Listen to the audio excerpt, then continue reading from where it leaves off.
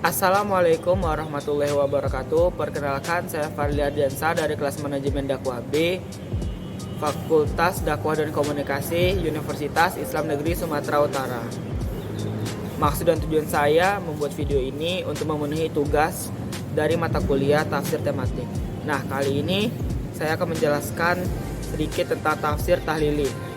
Tafsir tahlili secara istilah adalah metode yang digunakan seorang musafir dalam menyingkap ayat sampai pada kata perkataannya, dan musafir melihat petunjuk ayat dari berbagai segi serta menjelaskan keterkaitan kata dengan kata lainnya dalam satu ayat atau beberapa ayat. Selanjutnya ada metode tafsir ijmali. Nah, metode tafsir ijmali, metode ini berusaha menjelaskan ayat Al-Quran secara global, ringkas dan padat, tanpa memperluas pembahasan dan memperinci penjelasan. Maksud utama metode ini adalah memperjelas makna dan bentuk kata atau uslub yang digunakan.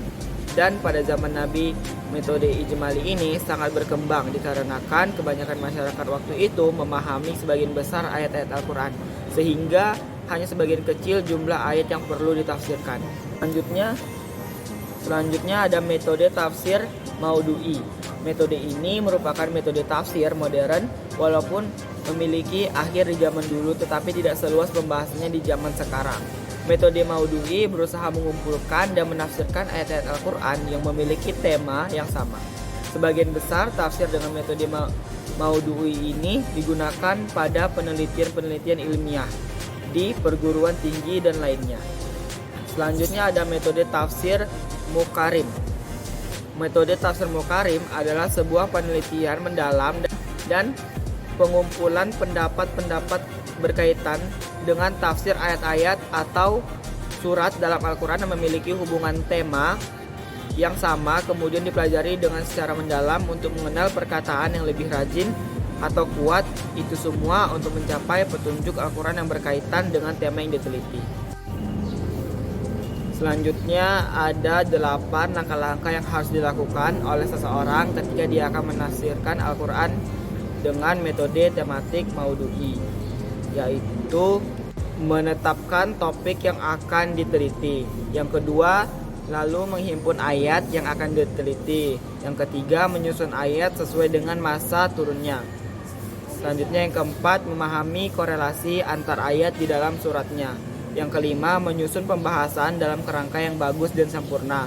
Yang keenam, melengkapi penafsirannya dengan hadis yang relevan dengan tema pembahasan. Yang terakhir, ada mempelajari dan mengkompromikan antar ayat yang umum dan ayat yang khusus. Ini adalah ruang lingkup dari metode tafsir maudu'i.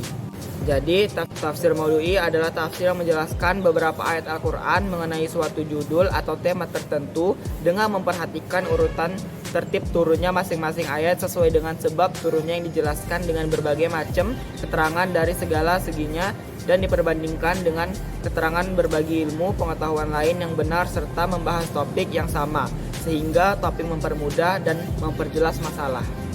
Nah, selanjutnya nama nabi yang sering disebut di dalam Al-Quran adalah Nabi Musa. Nama si Nabi Musa adalah Musa bin Imran. Nama ibunya Yukabat atau Yohanes Bilzal. Garis keturunannya Adam, Sits, Anusi, Kinan, Mihlail, Yarid, Idris, Matisholih, Lama, Nuh, Sam, Arfaksyad, Syalih, Abir, Falij, Ra'u, Saruj, Nahur, Tarok, Ibrahim, Ishak, Yakub, Lawi, Azhar, Kohat, Imron, dan Musa. Usia Nabi Musa 120 tahun. Tempat diutusnya di Sinai, Mesir.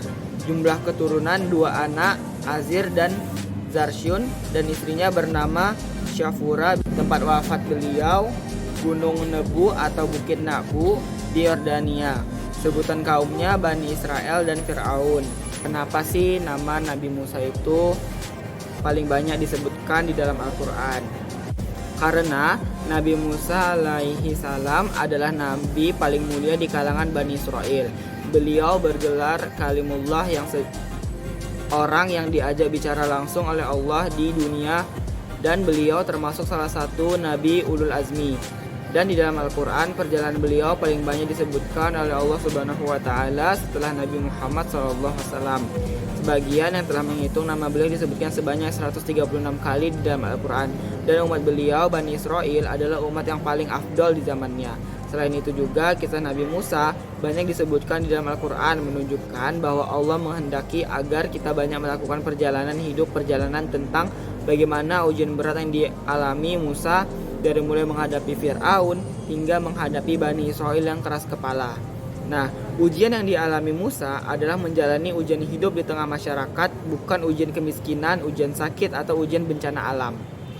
Yang ujian ini sangat mirip dengan apa yang dialami oleh Nabi Muhammad dan kaum muslimin yang menjadi umatnya.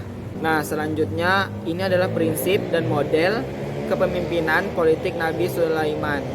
Yang pertama, memiliki ilmu dan hikmah. Yang kedua, selalu bersyukur kepada Allah Subhanahu wa Ta'ala. Yang ketiga, beriman dan bertakwa kepada Allah. Keempat, bersikap sabar. Yang kelima, memiliki karismatik dan berwibawa. Yang keenam, bijaksana. Yang ketujuh, adil dan tegas. Dan yang terakhir, membangun hubungan diplomatik dengan jujur.